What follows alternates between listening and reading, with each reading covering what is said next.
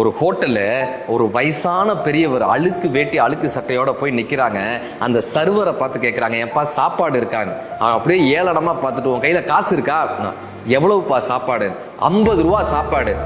45 ரூபாய்க்கு கிடைக்குமாப்பான்னு.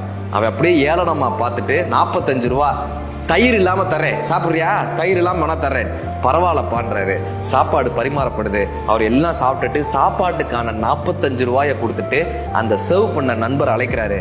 அவர்கிட்ட ஒரு 5 ரூபாயை கொடுக்குறாங்க. இப்போ நெகிழ்ந்து போய் ஒரு குற்ற உணர்வோடு கேட்குறான், தாத்தா உங்ககிட்ட தான் 50 ரூபாய் இருந்துச்சு, அப்புறம் ஏன் காசு இல்லைன்னு சொன்னீங்க? அப்புறம் ஏன் 45 ரூபாய்க்கு சாப்பாடு கிடைக்குமான்னு கேட்டீங்க?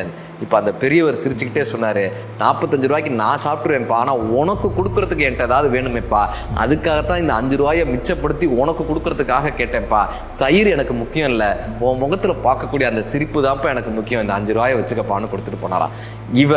இவருக்கு உணவை பரிமாறினார். ஆனால் அந்த பெரியவர் இவருக்கு பதிலுக்கு உணர்வை, அன்பை, பாசத்தை, பரிவை, மரியாதை என்றால் என்ன என்பதை பரிமாறிவிட்டு சென்றார்.